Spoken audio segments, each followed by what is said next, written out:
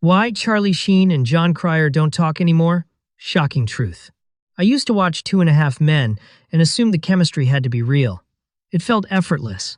Like these two guys genuinely knew how to annoy each other in the funniest possible way. Then I looked into what happened between Charlie Sheen and Jon Cryer. And honestly, it's sadder than shocking. Because sometimes the funniest partnerships end in silence. Most people remember what they were on screen. Charlie was chaos with confidence. Effortless swagger, the guy who never seemed worried about consequences. Jon Cryer was the opposite energy. Nervous, careful, constantly reacting. He made panic funny. Together, it worked. That contrast became the engine of Two and a Half Men. One wild brother, one tightly wound brother, both trapped in the same house. But off-screen, life was becoming much messier. When Charlie Sheen's very public, personal struggles exploded into headlines, the show changed overnight. Suddenly, one of the biggest sitcoms in America was tied to real-life controversy, interviews, feuds, and unpredictable behavior.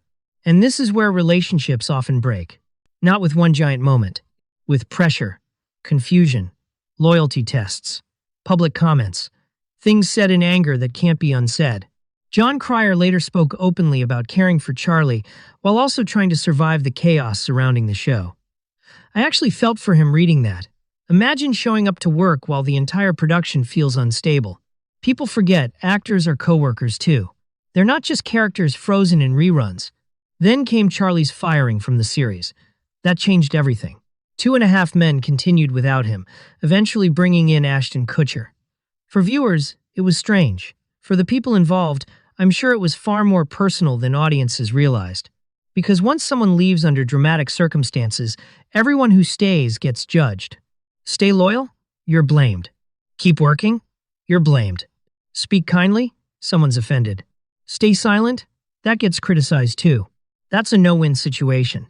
Over time, Charlie made comments publicly about several former colleagues, including Jon Cryer. Some were dismissive, some sounded hurt, some sounded like anger covering something deeper. And honestly, that happens more than people admit between former friends. When people feel abandoned, they rarely say, "I felt abandoned." They say something harsher. Jon Cryer, for his part, seemed more measured. He acknowledged history, acknowledged talent, but also described difficult realities. That usually means there was real pain there. What surprised me most is that this doesn't feel like a glamorous Hollywood feud. It feels human. Two men tied forever to one massive success, who likely experienced that success in completely different ways. Charlie may have seen betrayal. Jon may have seen survival. Both can believe they're right. That's the uncomfortable truth about broken relationships. There isn't always one villain.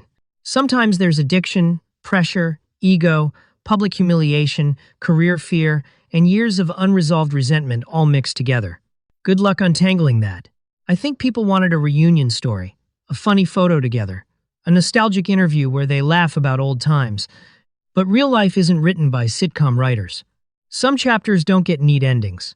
And maybe the saddest part of all is this. Millions of people still laugh at their scenes together, while the two men who created those moments may barely speak at all. That contrast stays with me, because chemistry on screen can be unforgettable. But off-screen, it can still disappear.